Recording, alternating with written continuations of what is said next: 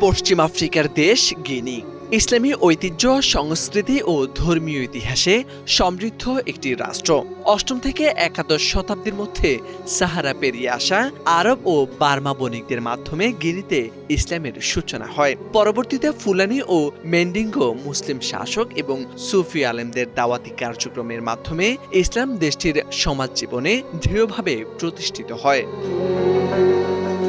মধ্যযুগে ফুলা জিহাদ আন্দোলন এবং ইসলামী শিক্ষা বিস্তারের ফলে গিনি পশ্চিম আফ্রিকার গুরুত্বপূর্ণ মুসলিম সাংস্কৃতিক অঞ্চলে পরিণত হয়। গিনি বর্তমানে একটি প্রজাতান্ত্রিক রাষ্ট্র, যেখানে রাষ্ট্রপতির রাষ্ট্র ও সরকারের প্রধান। সংবিধান ধর্মীয় স্বাধীনতা নিশ্চিত করে। যদিও ইসলাম রাষ্ট্রধর্ম নয়, তবু দেশটির সমাজ, সংস্কৃতি ও দৈনন্দিন জীবনে ইসলামের প্রভাব অত্যন্ত গভীর। ধর্মীয় সহাবস্থান ও সামাজিক সম্প্রীতির জন্য গিনি আফ্রিকার তুলনামূলক শান্তিপূর্ণ মুসলিম সমাজগুলোর একটি হিসেবে পরিচিত।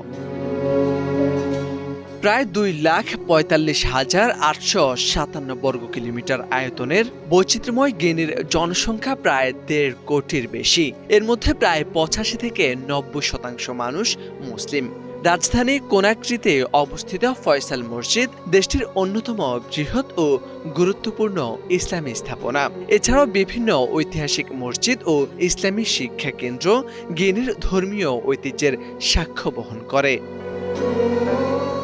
গিনির অর্থনীতি মূলত খনিজ সম্পদ, কৃষি ও মৎস্য খাতের উপর নির্ভরশীল। দেশটি বিশ্বের অন্যতম বৃহৎ বক্সাইট মজুদের জন্য পরিচিত, যা অ্যালুমিনিয়াম উৎপাদনের প্রধান কাঁচামাল। এছাড়া স্বর্ণ, হীরা ও লোহা আকরিকও গিনির গুরুত্বপূর্ণ সম্পদ। কৃষিতে ধান, কফি, কোকো ও পাম তেল উৎপাদিত হয়। প্রাকৃতিক সম্পদ ও সমৃদ্ধ ইসলামী ঐতিহ্যের সমন্বয়ে গিনি পশ্চিম আফ্রিকার একটি গুরুত্বপূর্ণ মুসলিম সংখ্যাগরিষ্ঠ দেশ হিসেবে পরিচিত। মোরশেদ আলম, বাংলা ভিশন।